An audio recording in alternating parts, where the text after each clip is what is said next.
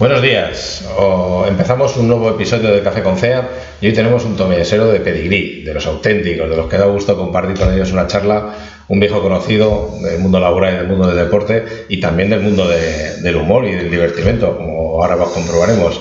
Hoy nos acompaña Lorenzo Navarro Serna, conocido por todos como Loren Navarro, un mítico tomillesero en el ámbito laboral en muchos sectores y que siempre ha estado ligado al deporte. Una buena persona y un buen amigo. Hola, Loren. Muchas gracias. Muchas gracias por venir y acompañarnos al podcast de Café con Fea. A ti por la presentación que acabas de realizar y bueno, voy a tratar de que estos minutos que vamos a compartir sean amenos, instructivos si puede ser, y por supuesto también, como no, divertidos, porque la alegría tiene que ir acompañada con todo lo que hacemos, porque si no el trabajo se convierte en demasiado triste y no motiva. Y aburrido. Y aburrido, eso es, y no motiva.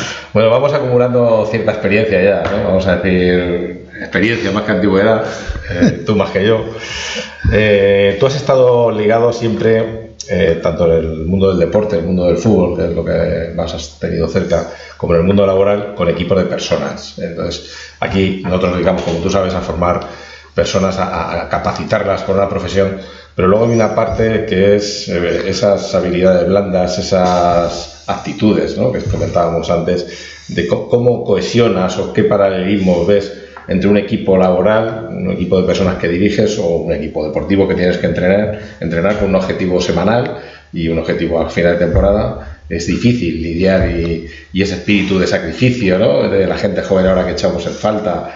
Cuéntanos un poco, con tu larga experiencia, cómo era dirigir equipos antes y cómo es dirigir equipos ahora.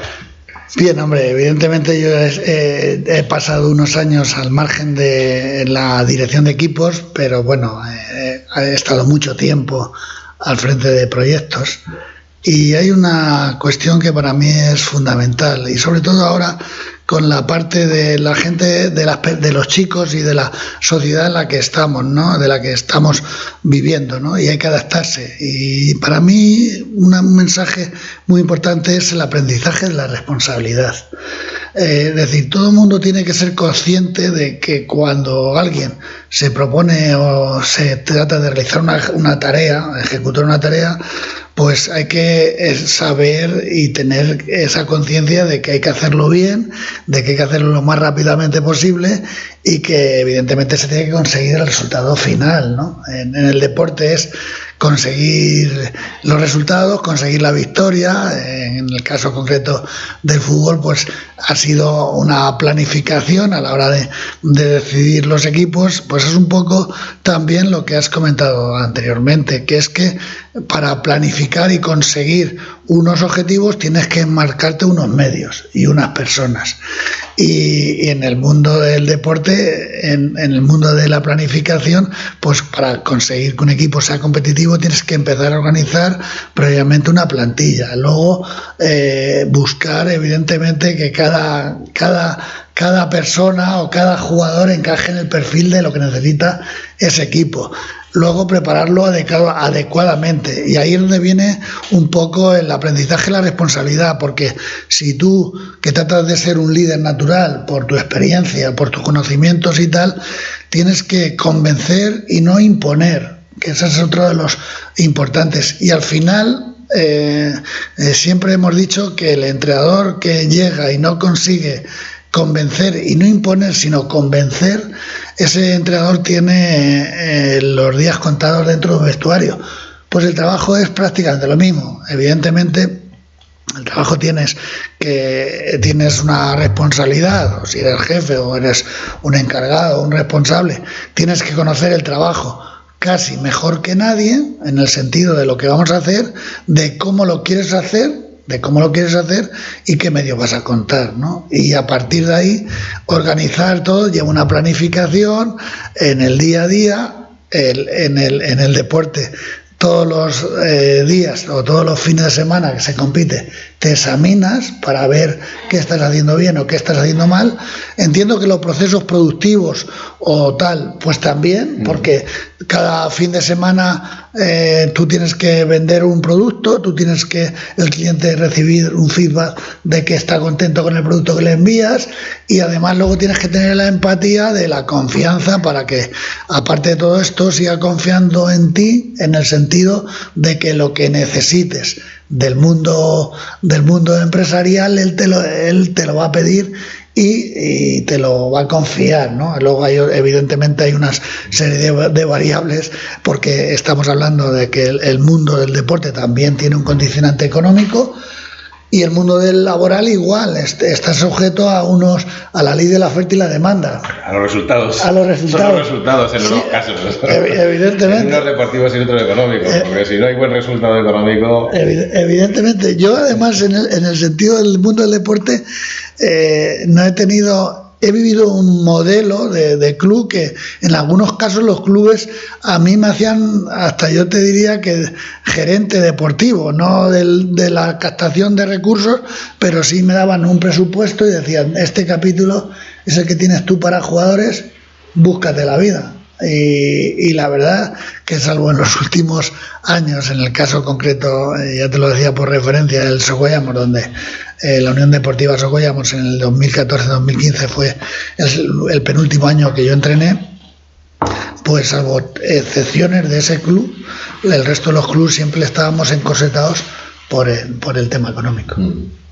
Y en el mundo laboral, pues supongo, para vender un producto, tú tienes que hacerlo que sea rentable, que tienes que tener un precio de mercado que te lo acepte previamente el cliente, y a partir de ahí tratar de que ese producto hacerlo lo más rentable, que sea muy bueno, que sea bueno para el cliente, y que a la empresa que lo venda o que lo sirva le genere los beneficios para seguir manteniendo una capacidad de tener un mercado y que la empresa crezca, porque evidentemente las empresas, eso es como el deporte, las empresas, siempre lo he dicho, sobre todo las empresas de servicios, son la imagen la da el trabajador que va a realizar el trabajo.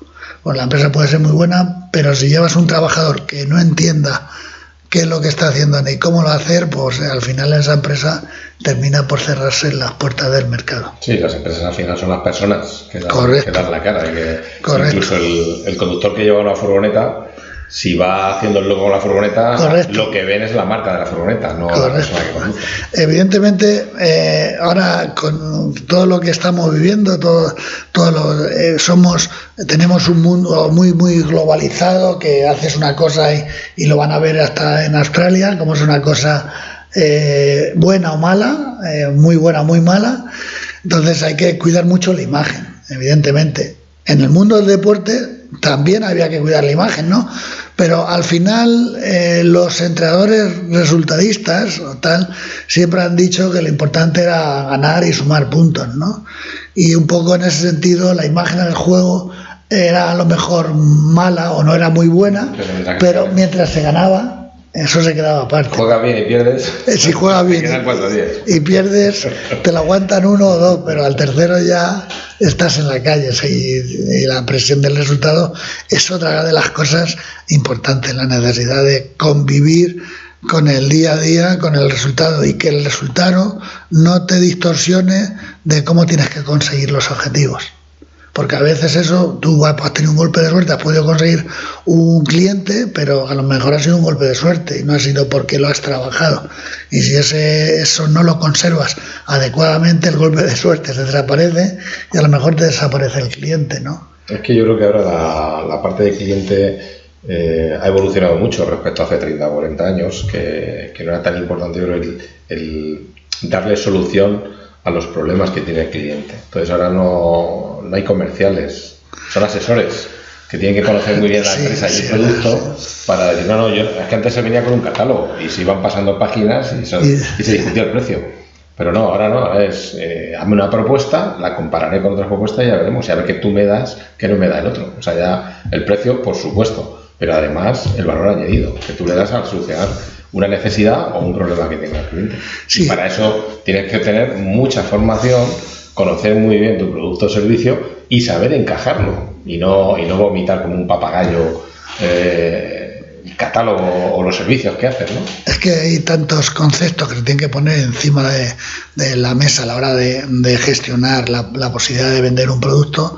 Primero que tienes que hacer es empatizar con el cliente.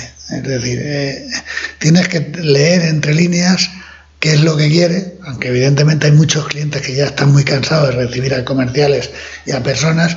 Entonces al final lo que van es decir, véndeme el servicio, a ver cómo me lo vendes o cómo me lo vas a... mira a ver qué me vas a ofrecer distinto a lo que me ofrecen la competencia y encima sé competitivo en el precio, ¿no? Si al final el cliente está valorando que sea un servicio de calidad, pues a lo mejor el precio final te lo admite que sea un poco más caro que el de la competencia.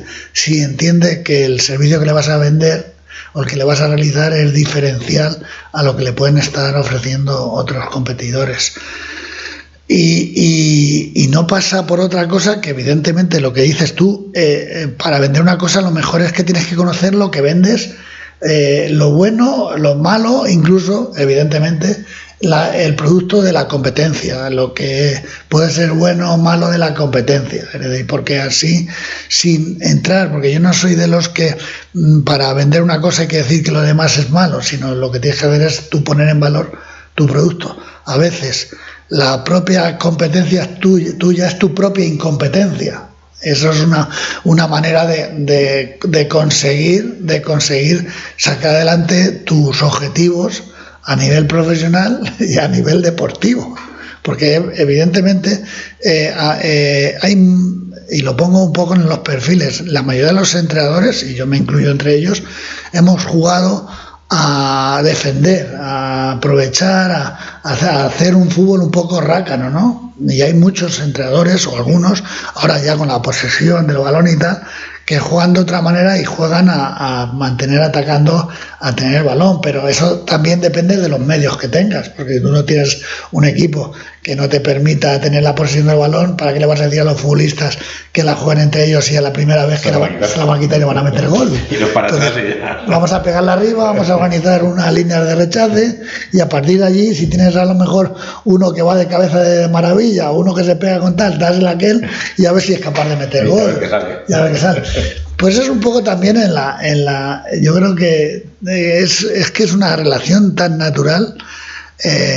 Los valores del deporte es que los encajas todos de una manera profesional para formarse para que sea una persona competitiva, el saber levantarse después de una derrota, el saber superar al rival que está siendo mejor y tratar de superarlo, el tener la humildad para reconocer tus limitaciones y incluso la gallardía, que hay veces que no la tenemos, de cuando un rival ha sido mejor o ha hecho una propuesta mejor, decirle, oye, enhorabuena y vamos a buscar. Hay que saber ganar y hay que saber perder. Exacto, esa es un poco, porque todas esas cosas te ayudan a mejorarte a ti como persona y un poco ya, si tú mejoras y te mejoras a ti mismo, te puedes vender mejor lo que tú eres a nivel profesional.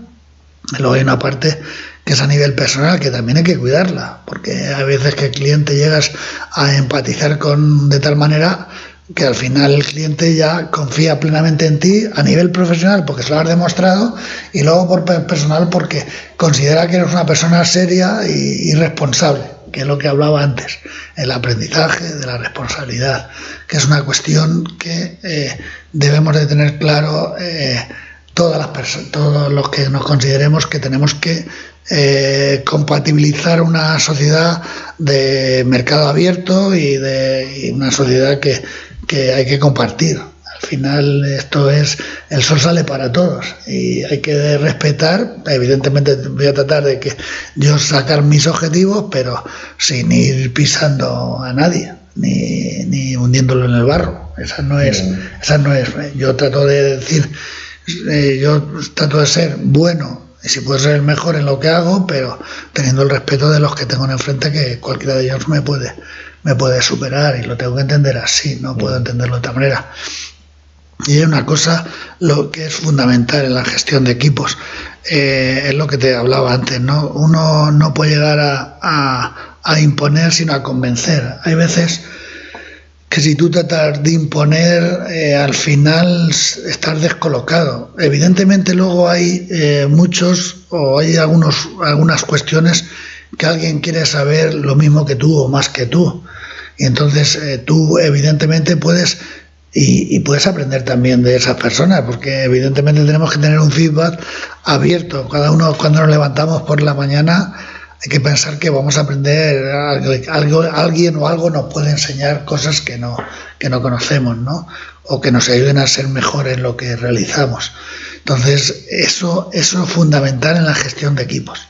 El tener una serie de ideas y no digo de normas, ¿no? Pero yo al final de mi etapa como entrenador tenía una especie de memorándum que yo lo dejaba escrito, que casi nadie lo leía, pero yo llegaba con ese memorándum y lo plasmaba un poco para que vieran todos el espíritu que yo quería que tuviera este equipo para conseguir los objetivos. Y realmente me ha ido bien, porque al final han sido muchos años, he tenido equipos bastante ajustados de presupuestos, he sufrido en algunos casos para mantener prácticamente, salvo Socollamos, y me cesaron porque no le quedaba más remedio al presidente, faltando 2 jornadas, prácticamente no he descendido con ninguno, ¿no? Entonces, y he jugado 2 fases de ascenso en tercera división con el Tomelloso. Y bueno, pues he tenido, y sobre todo lo que nos ha dado pie a mí, me ha dado una cartera de amigos y de conocidos por Castilla-La Mancha importante, ¿no? No me ha dejado mucho dinero en la cartera, pero porque no lo tengo, pero sí que me ha ayudado. No se entrenaba en el Madrid, que eso deja dinero. Bueno, exacto, es que hay equipos que ya te dejan. Yo he tenido la suerte de compartir curso de entrenadores con Joaquín Caparrós, y Joaquín Caparrós hizo el curso nacional aquí en Castilla-La Mancha, de la quinta de Manolo Chico y de Jesús Úbeda. Meto una cuña de deporte, y bueno, compartimos. ¿Él jugó en el Manzanares o entrenó en el Manzanares? Joaquín Caparrós se entrenó en el Motilla, entrenó en el Alcázar. El equipo que más cercana entrenó por aquí, Joaquín Caparrós, fue en Alcázar. Y estuvo en el Conquense. El Conquense, él tenía una plaza de monitor, de conserje deportivo, nunca mejor dicho, y se la jugó, se fue al Moralo, del Moralo se fue al Huelva, y del Huelva se fue al Sevilla. Y ahí empezó como dicen los toreros, a tocar pelo. Y bueno, el otro día leía unas declaraciones hablaba de un entrenador, no sé, hablaba de un entrenador de Arbeloa, me parece que compartió con él también, decía que también le entendía que podía ser un buen entrenador, ¿no? Y bueno, pues Joaquín Caparrós, una persona que nos reíamos mucho con él, porque es de Sevilla, es de Cijano, me parece que es, y era muy gracioso. Me acuerdo una anécdota en un entrenamiento táctico con Benito Floro, con el famoso, se nos presentó una mañana allí y Benito Floro nos preparaba trabajos tácticos para cómo trabajar la defensa en línea y determinados conceptos, y nuestro amigo Joaquín Caparrós se presentó con una maroma, y a todas las 4 defensas fue muy gracioso. Para que fuese toda la vez. Exacto, eso es, a todos le daba distancia, 5 o 10 metros con la maroma, y claro, cuando basculaban, las basculaciones no se podían despistar, porque si él despistaba, le cerraba la maroma a la cintura. Pero bueno, detalles un poco de que ha habido gente que ha triunfado, porque además Joaquín ha sido un currante del fútbol, de pegarse verdaderas palizas de entrenamientos, porque ha habido casos de jugadores que han compartido vestuario con él, Daniel Soria, un jugador que estuvo aquí en el Tomelloso, Dani Soria, y me decía que entrenaba mañana y tarde allí en la playa de Huelva, y estaban los chicos como motos, ¿no? Entonces él convencía a los jugadores de que con ese trabajo podían llegar a conseguir el éxito, ¿no? Y los convenció a base el modelo que tenía Joaquín Caparrós, que tiene, era un poco más de autoridad, ¿no? Supongo, es decir, era el líder y había que hacerlo porque lo decía él, y le fue bien porque fíjate, ascendió, ha hecho carrera, ha estado en el Sevilla, ha estado en el Villarreal, ha estado en el Bilbao, o sea, es un entrenador que ha tocado, como te he dicho, pelo, y ya tenía un modelo de llevar adelante, ¿no? Yo, en ese sentido, tenía otro modelo distinto, ni mejor ni peor. Y siempre he considerado que para estar en un vestuario, lo primero que hay que conseguir es que los jugadores crean en ti y confíen como líder. Y esa es un poco la situación. Y otra cosa fundamental, creo que en el mundo del deporte y en el mundo del trabajo, es la información. La información es el poder. Es decir, si yo tengo información del producto que vendo, sé cómo funciona, sé cuáles son sus virtudes, sé cuáles son sus defectos, la información de mi producto, el de la competencia, y al final ese producto lo voy a sacar mejor y lo voy a vender mejor al mercado que lo otro. Y para la información, ¿qué mejor que un centro de aprendizaje? La información y formación van de la mano. Entonces es importante que para cualquier cosa, evidentemente, y ahora ya me remito al ámbito laboral, que la gente esté formada. Porque eso le va a permitir competir con los otros que quieren aspirar a ese título o a ese puesto de trabajo con más opciones de quedarse con ese puesto de trabajo. Porque al final las empresas nos firman a los trabajadores o firman a los trabajadores para que sean rentables. Y el trabajador que no sea rentable, como no sea un enchufado, no renueva. Ese no renueva. Entonces, eso es evidente. Entonces, no es titular y luego ya no renueva. Exacto, no es titular, se queda en el banquillo, luego se queda fuera de la convocatoria y al final, si tienen que echar, el primero que echan es al que no. Todos tenemos un peso específico en las organizaciones, todos, desde arriba hasta abajo, el porcentaje que cada uno represente, que va en función de la capacitación, de la validez que pueda tener, o incluso a veces de la polivalencia de puestos o de resolución de problemas. Sí, la resolución de problemas. Es algo que ahora en tu actual trabajo trabajáis contra el reloj, con mucho estrés, y todo eso hay que gestionarlo, hay que saber gestionarlo también. Sí, un poco cuando ahora llegamos, que nosotros tenemos unos tiempos limitados de montaje y de tal, lo primero que tratas es de planificar, evidentemente, antes de salir de la base, antes de salir ahí, tratas de planificar los tiempos. Cuando tiene que estar el camión, el equipo cuando tiene que empezar a montar, y una vez que ya tienes organizado esa primera puesta de control de tiempos, avisar a la carretilla para que venga a descargar, que esté el pabellón abierto, que tengas completamente bien definido cuál va a ser la orientación de la pista, donde tienes que empezar a colocar, a marcar. Todo eso, dijéramos, lo tienes que tener previsto. Y luego ya la puesta en escena, yo siempre se lo digo a mis colaboradores, chicos, esto hay que una palabra que se llama eficiencia, que es hacer el trabajo lo mejor posible y lo más rápidamente posible, sin precipitarnos, sin correr y tal, porque luego en el trabajo siempre está en los famosos riesgos laborales y la idea de la prevención de los riesgos. Y los errores. Que luego los errores cuesta, retrasa todo y cuesta otra vez coger la dinámica. Efectivamente. Entonces, nosotros al final hacemos un trabajo que prácticamente es repetitivo, porque al final son unas jaulas, una manera de iniciar el montaje, una manera de ir encajando las maderas, una manera de ir cerrando que no haya problemas, viendo cómo se quedan alineadas, sobre todo en las zonas de las líneas, y bueno, pues al final si mecanizas y enseñas a todos que se puede hacer el trabajo de esta manera y todo el mundo puede ayudar, pues al final en vez de tardar a lo mejor 6 horas, pues tardas 5, y eso es bueno para todos, porque cuando terminamos dejamos nuestro trabajo y nos vamos al hotel o nos vamos a comer o nos vamos a descansar con la satisfacción del trabajo bien hecho. Entonces eso conlleva a que, como yo le digo, no tengamos tiempos muertos. Si hay que parar, paramos. Si un día decidimos que seguimos hasta finalizar el montaje, el que quiera ir al baño va al baño, tal. Pero vamos a economizar y vamos a tener pocos tiempos muertos, porque al final los tiempos que se pierden son tiempos que restan y no que suman. Entonces, en esa idea van manejando los equipos y el equipo, nosotros ahora mismo llevamos hasta 3 equipos de montadores y hay algunos ya que montan por ellos solos, y lo único que hace es un poco organizar el tema de la planificación previa y la resolución del problema a la hora de marcar el inicio de la pista. Dijéramos que es lo más estresante. Ahora tenemos viajes como el que te comentaba, que vamos a Tenerife, que viajamos por primera vez, que hemos tenido que salvar un temporal con un lar de 20 metros, que hablaba hoy con el conductor de nuestra logística, que dice que ya no se va a ir más a Canarias. En camión, Bueno, o sea, en barco. En barco, porque ha sido una pena, dice que está fatal el hombre. Y yo le trataba de quitar hierro, digo, hombre, no, espero que no sea siempre así, porque ha habido un temporal impresionante.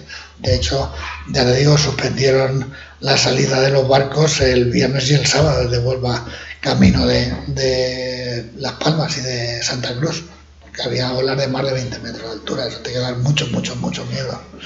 Así que, bueno, pues ese tipo... Todo lo que somos de interior. Exacto, ese tipo de imponderables, que son imponderables, que los tienes que tener un poco más o menos controlados. Ya hasta ahora toco madera, pues vamos en este negocio 7-8 años y no hemos tenido problemas importantes, pero se han resuelto sin poder, porque al final nosotros tenemos una responsabilidad añadida, que es un evento que tiene una retransmisión a nivel nacional deportiva, y eso estás todos los días. Nunca pasa nada, pero puede pasar algo y tienes que estar preparado para solucionarlo. Yo tengo anécdotas en el Palau.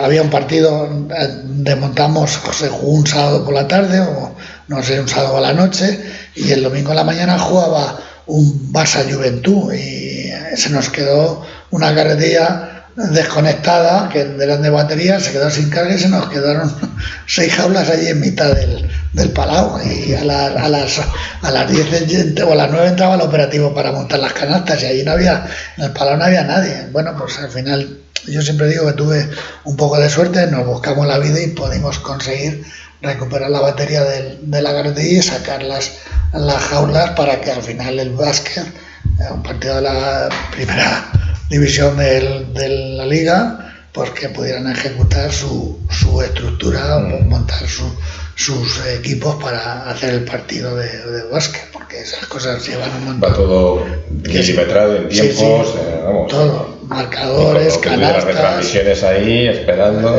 Claro, es que ahí todo, además es que se mueve un mundo que nosotros llevamos un equipo de producción de televisión, él tiene que montar sus cámaras.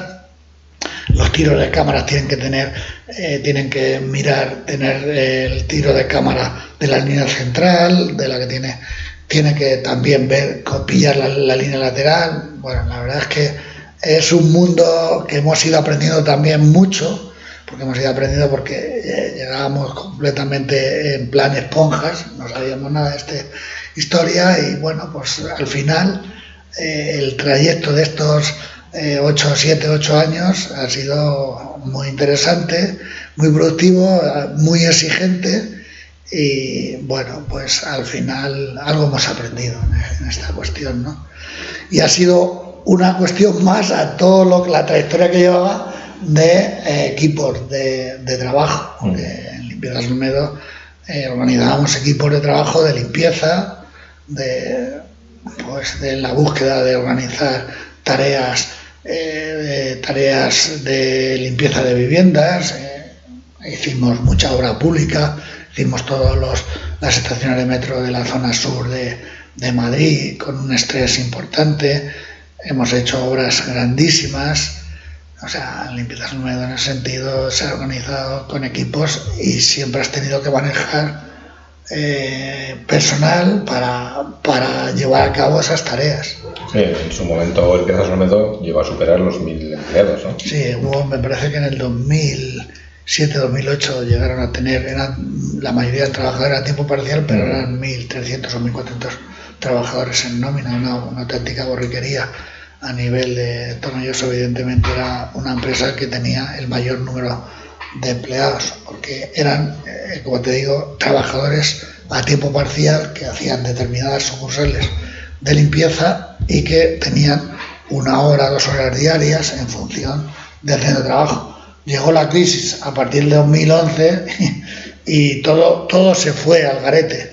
Cambió el concepto de limpieza, los bancos empezaron a reducir las jornadas de limpieza, hubo una reestructuración brutal en el servicio de limpieza, y luego evidentemente pues hubo muchos servicios que estaban prestando a entidades donde tenían una parte que dedicaban a la obra social. La configuración de las cajas desapareció, todos se vieron obligados a convertirse en bancos. Cierre de oficinas. Cierre sobre todo de sus obras sociales, y eso a Limpiezas Olmedo le hizo mucho daño. Pero bueno, eso es una etapa que también aprendimos. Yo he aprendido, evidentemente, como no podía ser de otra manera. No empezábamos.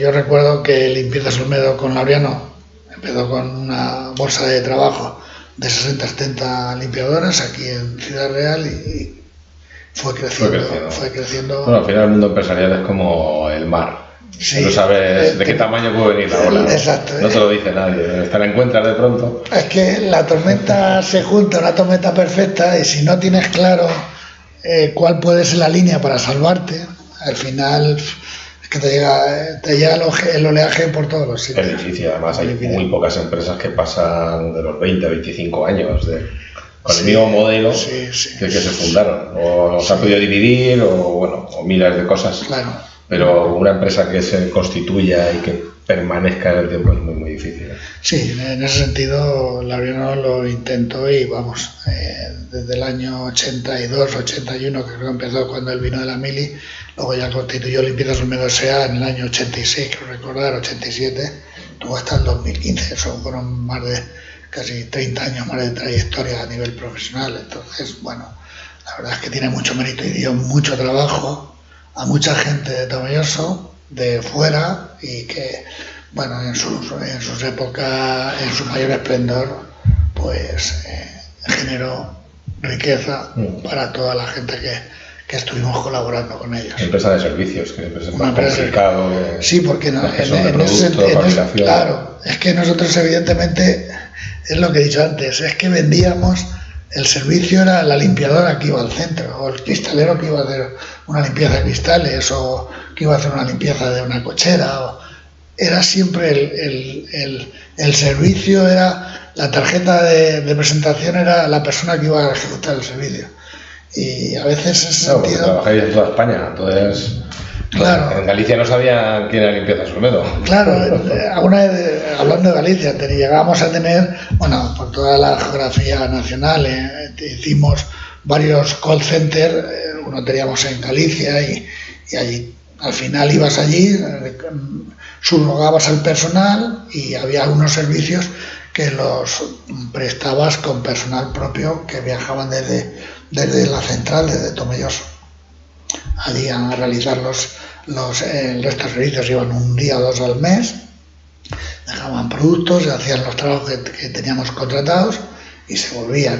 Y al final, bueno, pues evidentemente tú conocías a la limpiadora una vez que te firmaban los papeles y luego ya le enviabas su nómina mes a mes, ella te la firmaba y ya está. Y era un empleado más, era un empleado, pero era también recuerdo de aquella época que te veía cuando trabajábamos ahí con vosotros, que sonaba el teléfono y no había ido la limpiadora, porque había tenido alguna baja y rápidamente a buscar otra por allí de la zona y que fuese a hacer la limpieza, y era ese caos, ¿no? Ese es un poco el mayor problema que tienen, entiendo yo. El otro día leía, no sé si de Eulen, que es la mayor empresa de trabajo en la empresa de servicios, y tenían, no sé si eran 3 o 4 mil bajas, una auténtica borriquería, no sé si tienen 100.000 trabajadores, una auténtica locura. Entonces, claro, el asentismo, el problema de las bajas, el problema de la prevención de riesgos laborales es la lucha diaria de las empresas de servicios. Se destroza la planificación. La lucha diaria de las empresas de servicios. Entonces, vuelvo a lo que te he dicho, el aprendizaje de la responsabilidad. Pero eso es tan complicado porque al final tú coges un personal que no lo has contratado tú, que pertenece a tu trabajo. Y ese personal puede ser bueno o no tanto. Y entonces... Pero esas empresas es un número. Eso. Es un número, no tienes relación. Entonces, claro, evidentemente en el tema de relaciones humanas es que influye mucho. Es que, claro, la forma de empatizar incluso con el propio empleado, decir, oye, mira, evidentemente, déjate de baja, pero no, vamos a tratar que yo tengo aquí un pueblo en Aracena y no te tengo a ti nada más, y tengo que buscarte una limpiadora y me quedo un día sin servicio en la caja, pues me van a llamar la atención desde la central. Enseguida incumplimiento de contrato. Efectivamente, y siempre te tenían amenazados y tal. Entonces, la verdad es que era una lucha diaria en ese sentido con el personal que teníamos fuera, ¿no? A lo mejor luego tenías 90 muy buenas o 99 muy buenas y una que te complicaba la vida de las otras 99, ¿no? Pero bueno, es todo riesgo, todo empresario tiene sus riesgos. Es decir, el que está construyendo, supongo que si no hacen el tabique derecho va a tener un tirón de orejas por parte de la constructora, el que no cumpla con la ley de la prevención, con el tema. El que soldó a la vía del tren ahora. Exacto.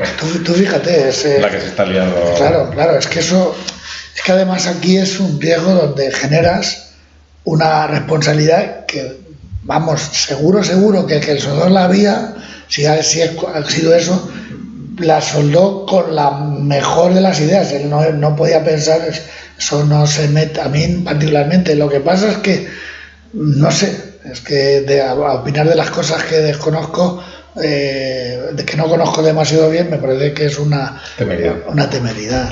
Entonces, y más hablando que se han quedado 40 y tantas vidas humanas, que evidentemente siempre ha habido y habrá accidentes de ferroviarios, de aviones y tal, y que hay que tratar de que no haya, pero es que la casuística es que si se rompe la vía 10 segundos más tarde no hay muertos. No hay muertos, es decir, es que dio una serie de circunstancias, a mi modesto entender, dice, joder, es que se rompe la vía justamente cuando está pasando el otro. Coño, qué mala suerte, es que es la casuística y eso no hay nada más que el destino. Sí, que no puedes hacer nada y al final aquí en las carreteras españolas mueren 1000 personas todos los años. Y ya lo tenemos asumido. Hemos asumido ese dato. Pero es que eran 5.000. Es que hace 30 años eran 5.000. Exacto. Porque las carreteras estaban peor, no estaba la seguridad activa de los vehículos. Y la imprudencia de los conductores. No había radares, se iba a 200 a todo lo que daba el coche. Entonces morían 5.000 personas. Y tú salías de tu casa y jamás pensabas que podía ser uno. O el porcentaje de riesgo que tienes. Entonces, bueno, pues al final yo creo que bueno, son cosas que pasan, igual que cuando se cae un avión de vez en cuando y mueren 200 personas. Claro. Es que hay tantos vuelos, claro, es que hay tantos trenes, hay tantas personas, millones de personas moviéndose por el mundo, que es inevitable, yo creo. Al final, si no en la vía es porque se caerá un rayo y la catenaria los electrifica, yo qué sé. Es probabilidad. Aquí hay que reducir al máximo la probabilidad. Efectivamente. Pero que nosotros que hemos gestionado seguridad informática, hay un momento en que no puedes eliminar el riesgo. El riesgo está. Siempre. O sea, tú le das un valor al riesgo y luego hay un umbral de riesgo que tienes que asumirlo. O sea, por muchas medidas de seguridad que pongas, o sea, si hay un terremoto, pues ya puedes tener todas las medidas de seguridad que el edificio se va a caer. Total. Entonces, ese riesgo siempre está. El riesgo se gestiona, pero jamás se elimina. Eso es un poco lo que hablábamos en información. Sí, eso es también otra. Hay que gestionar el riesgo, tratar de evitarlos, pero no eliminarse, no lo vas a poder eliminar, porque es que no hay. Te quedas en casa durmiendo, te seca la cama o te seca el techo y estás muerto. Y dices, joder, mira, quería salir de casa y me ha pasado esto, lo que sea, una coincidencia mala. Bueno, no quería terminar la entrevista yo no sé cómo has sacado tiempo entre el deporte, el trabajo y además eres miembro de los Canuti. ¿Cómo has sacado tiempo para Ha habido un riesgo implícito en esa situación. Es que he tenido una familia, sobre todo una mujer que me ha aguantado todas estas cosas.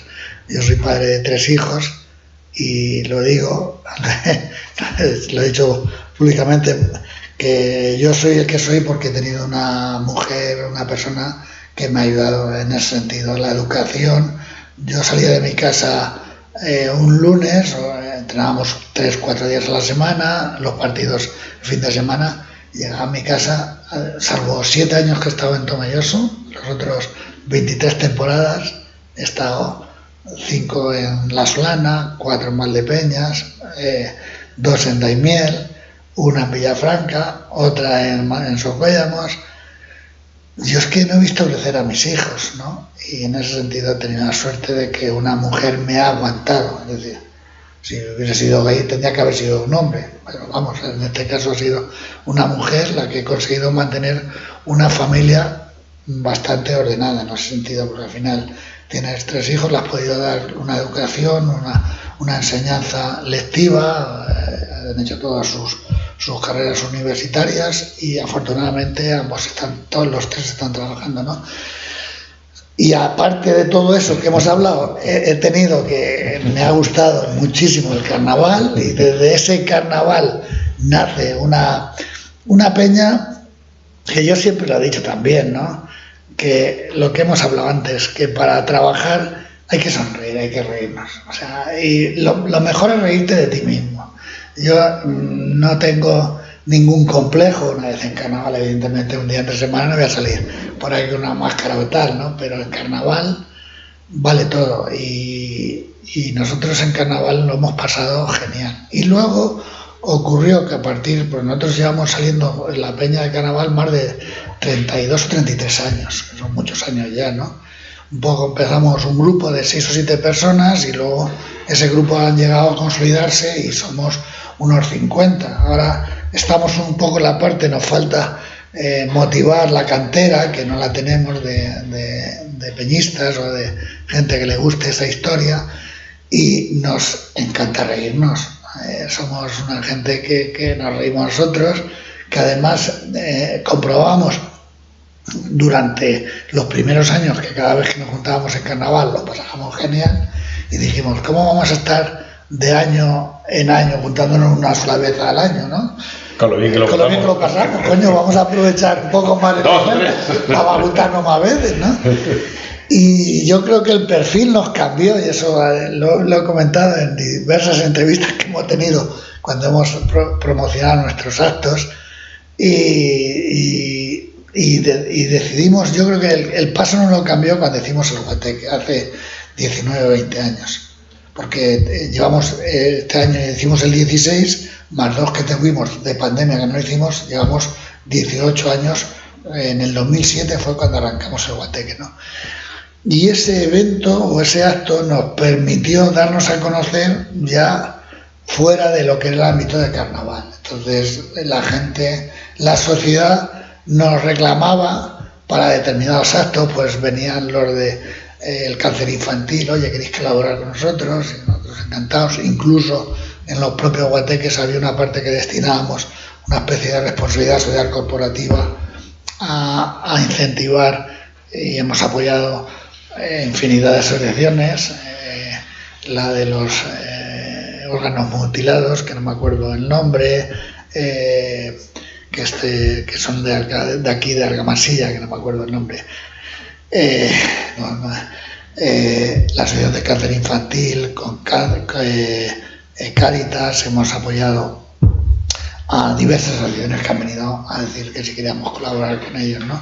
Y entonces, a partir de organizar esos actos, pues ya empezamos a viajar con el Guateque y nos hermanamos. El primer pueblo que lanzamos ese hermanamiento fue con Lepe, y claro, ya no solamente era el carnaval, ya viajamos, y cuando viajamos ya era el de ping-pong, el de pelote, en el sentido de reír y reír y reír, porque era siempre fiesta, ¿no?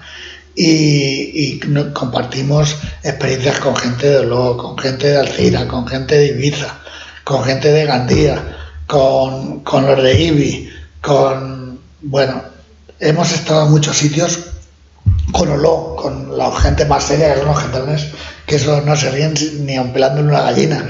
Pues nosotros fuimos un año a la Butifarra Power, que organizan una allí en Oló, que está donde Jesucristo perdió los alpargates. Al final hemos ido que de arranque, pues ahora cada 2 meses tenemos una actividad. Arrancamos con el carnaval, que lo estamos preparando ahora, nos vamos a la romería, que salimos con una carroza nuestra en la romería, que hacemos una carroza artística, que montamos ahí nuestro chiringuito, que hacemos lo que te he dicho antes de responsabilidad social corporativa. Todos los amigos, y aunque no los conozcamos, se acercan por allí y les invitamos a un vino, una cerveza. Terminamos luego, seguimos como te digo, con la romería. Luego llevamos este año, llevamos el cuarto año de la gala de premios de Jesús Andújar.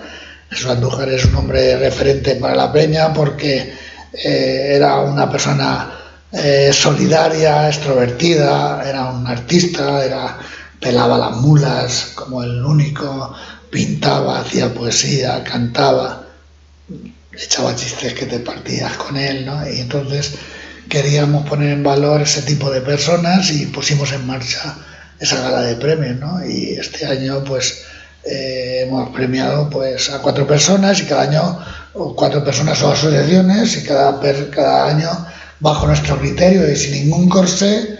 Alguien nos diga, ¿por qué habéis elegido tal? No lo elegimos porque queremos nosotros y creemos que merece un reconocimiento público a esta persona, ¿no? Hacemos esa cuarta gala, pues ahora estamos en el proceso de embrión, de sembrar para a ver si somos capaces de llevar la quinta gala. Hacemos el mercado tradicional en el mes de agosto, hacemos el guateque el primer fin de semana de agosto, el guateque, que es un evento que ya lleva 16 años y el aforo mínimo que hemos tenido en los años más flojitos ha sido 1.300, 1.400 personas y mantener eso en el tiempo durante 16 años con un formato que la música sigue siendo la misma, porque aquí no se inventan la música de los años 60, no avanza. Lo de los 15 años tiene mi amor y todo eso no cambia, es la misma siempre, o la de Nino Bravo, pero que son canciones que la oyes una vez al año y te ponen el sentimiento a flor de piel. Tuvo aquí Miguel García, le invité, como se ha jubilado, está retirado ya de los micros. Sí, se ha retirado. Lo tuve aquí. Es otra persona con muchísima experiencia profesional, Miguel. Además, el mundo del micrófono sí que lo conoce mejor que nadie. Aquí fue al revés, fue el entrevistado, él siempre entrevistó. Sí. Aquí pasó al otro lado. El mundo de la comunicación, él es un buen comunicador, ¿no? Y él ha decidido ya retirarse porque ya tenía la edad y bueno. Entonces terminamos hacemos lo de la gala de premios, el guateque, y luego nos metemos en la misión para sacar de esa parte de negocio que es la responsabilidad social corporativa. Pues vendemos un número de lotería todos los años y hacemos un anuncio. Ya llevamos 3 años que hemos puesto la alfombra roja allí en los cines de la dehesa. Es que realmente lo que pensamos nosotros, y no queremos ser, como he dicho antes, un perogrullo, pero es de una manera distinta, de un humor distinto, sin ánimo de ser más que nadie, pero sí de reírnos, ¿no? Y de pasarlo bien. Y en ese sentido, la Peña Los Canuti, pues ya somos una parte de la sociedad tomellosera y de Castilla-La Mancha, de la cultura, donde nos llaman para, evidentemente, tratar de que lo pasemos bien, ¿no? Yo siempre digo que si tú lo pasas bien, lo que transmites a la gente es que esa alegría y la gente que te acompaña o que está alrededor de ti o que está frente de ti, también se lo pasa bien. Ahora, si tú te aburres en un carnaval, mala historia. Entonces, ese es un poco el perfil que me ha dado, un poco porque de los socios fundadores, estamos 7 o 8 personas, casi todos viven y empezamos, como te digo, hace 32, 33 años y nos mantenemos en el paso del tiempo y este año pues queremos afrontar el 33 o 34 carnaval, ya he perdido la cuenta de lo que vamos a hacer y eso nos ayuda a que nuestro trabajo liberar todas las tensiones que tenemos en el trabajo. El carnaval para nosotros es un aspecto que nos complementa y nos divierte y nos ayuda. Yo creo que incluso que aquel que sonríe y que tiene la sonrisa un poco más fácil, creo que la vida le va mejor y le es más amable que está encorsetado siempre en un modo serio, en un modo tal, ¿no? No digo que sea mejor y peor, pero para mí creo que es distinto y para mi forma de entender. Los médicos que los que ríen más viven más. porque trabajan los músculos de la cara, que eso no sé qué explicación médica tiene. Sí. Loren, estaría contigo, vamos, 2 horas más si hiciera falta. No queremos tampoco aburrir mucho a los que lo vean, ¿no? Bueno, que estos son muy cansinos, y yo que soy de Tomelloso, nos ajustamos a ese perfil perfectamente. Y no pasa nada. ¿Sabes? Es que dices, somos muy cansinos. Es que además yo me gusta tomellosear. Por donde voy siempre digo, evidentemente con el respeto de todas las poblaciones que visito y de todo, pero yo siempre digo Tomelloso, París y Londres, y luego ya por ahí empezamos a rebajar. Pero insisto, con ese humor, no porque seamos más y mejor que nadie, no, al contrario, hay mucha gente buena, igual que los hay malos, no, pero hay mucha gente buena, y pues hace falta que empaticemos y que nos conozcamos, y que cuando hemos salido por ahí fuera, pues yo le he dicho, venga, no sé qué, venga, vamos a echar un chiste de Tomelloso, que puede ser de Tomelloso, de Peñíscola o de Argamasilla o lo que sea, pero vamos a echarlo a Tomelloso porque nosotros somos capaces de reírnos de nosotros. Y eso creo que nos hace diferente, ¿no? Es decir, no, pues no digas que no pasa nada. Es que esa es la clave del humor. En el anterior capítulo entrevistamos a un humorista, guionista del Campo de Vitana, José Andrés Cómico, que tiene un espectáculo de la Gran Vía, Corta el Cable Rojo, y lo decía, es que lo primero es reírse de uno mismo y compartirlo con los demás, ¿sabes? Y además yo le preguntaba, ¿pero el humor tiene límites? Y dice, no, el buen humor no tiene límites. Cuando le pongan límites ya lo estás fastidiando. Hombre, hay algunas veces que el humor, o hay gente que trata de hacer humor con un vocabulario soez o invasivo o incluso machista, ¿no? En ese sentido, y eso yo tampoco me encuentro cómodo, te lo digo sinceramente.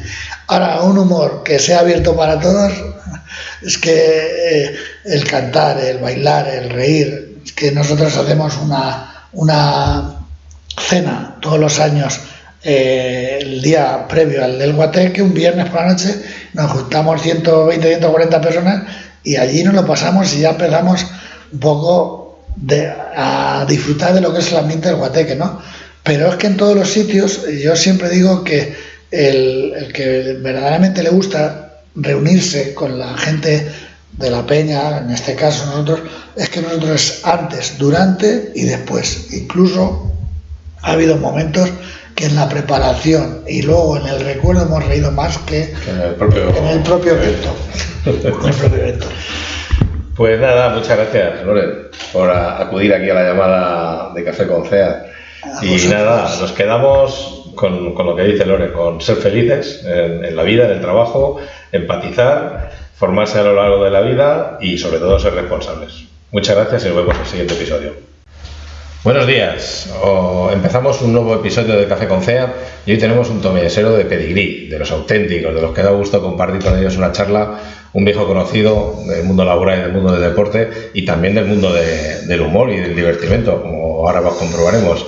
Hoy nos acompaña Lorenzo Navarro Serna, conocido por todos como Loren Navarro, un mítico tomellesero en el ámbito laboral en muchos sectores y que siempre ha estado ligado al deporte. Una buena persona y un buen amigo. Hola, Loren. Muchas gracias. Muchas gracias por venir y acompañarnos al podcast de Café con CEA. A ti por la presentación que acabas de realizar y bueno, voy a tratar de que estos minutos que vamos a compartir sean amenos, instructivos si puede ser y por supuesto también, como no, divertidos, porque la alegría tiene que ir acompañada con todo lo que hacemos, porque si no el trabajo se convierte en demasiado triste y no motiva. Y aburrido. Y aburrido, eso es, y no motiva. Bueno, vamos acumulando cierta experiencia ya, ¿no? Vamos a decir, experiencia más que antigüedad, tú más que yo. Tú has estado ligado siempre, tanto en el mundo del deporte, el mundo del fútbol, que es lo que más has tenido cerca, como en el mundo laboral, con equipos de personas. Entonces, aquí nosotros nos dedicamos, como tú sabes, a formar personas, a capacitarlas por una profesión, pero luego hay una parte que es esas habilidades blandas, esas actitudes, ¿no?, que comentábamos antes, de cómo cohesionas o qué paralelismos ves entre un equipo laboral, un equipo de personas que diriges o un equipo deportivo que tienes que entrenar con un objetivo semanal y un objetivo al final de temporada. Es difícil lidiar y ese espíritu de sacrificio, ¿no?, de la gente joven ahora que echamos en falta. Cuéntanos un poco, con tu larga experiencia, cómo era dirigir equipos antes y cómo es dirigir equipos ahora. Bien, hombre, evidentemente yo he pasado unos años al margen de la dirección de equipos, pero bueno, he estado mucho tiempo al frente de proyectos. Y hay una cuestión que para mí es fundamental, y sobre todo ahora con la parte de la gente, de los chicos y de la sociedad en la que estamos, ¿no? De la que estamos viviendo, ¿no? Y hay que adaptarse. Y para mí un mensaje muy importante es el aprendizaje de la responsabilidad. Es decir, todo el mundo tiene que ser consciente de que cuando alguien se propone o se trata de realizar una tarea, ejecutar una tarea, pues hay que saber y tener esa conciencia de que hay que hacerlo bien, de que hay que hacerlo lo más rápidamente posible y que evidentemente se tiene que conseguir el resultado final, ¿no? En el deporte es conseguir los resultados, conseguir la victoria. En el caso concreto del fútbol, pues ha sido una planificación a la hora de decidir los equipos. Pues es un poco también lo que has comentado anteriormente, que es que para planificar y conseguir unos objetivos tienes que marcarte unos medios y unas personas.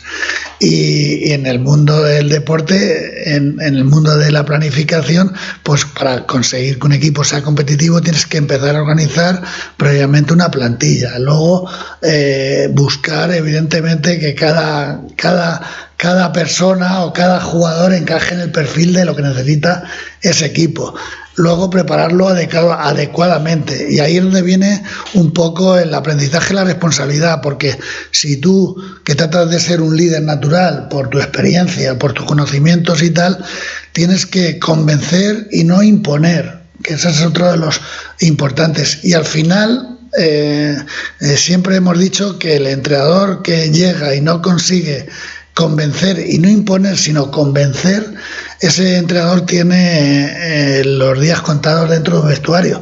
Pues el trabajo es prácticamente lo mismo. Evidentemente, el trabajo tienes una responsabilidad, o si eres jefe o eres un encargado o un responsable, tienes que conocer el trabajo casi mejor que nadie, en el sentido de lo que vamos a hacer, de cómo lo quieres hacer y qué medio vas a contar, ¿no? Y a partir de ahí organizar todo, lleva una planificación en el día a día, en el deporte. Todos los días o todos los fines de semana que se compite, te examinas para ver qué estás haciendo bien o qué estás haciendo mal. Entiendo que los procesos productivos o tal, pues también, porque cada fin de semana tú tienes que vender un producto, tú tienes que el cliente recibir un feedback de que está contento con el producto que le envías, y además luego tienes que tener la empatía de la confianza para que, aparte de todo esto, siga confiando en ti, en el sentido de que lo que necesites del mundo empresarial él te lo va a pedir y te lo va a confiar, ¿no? Luego evidentemente hay una serie de variables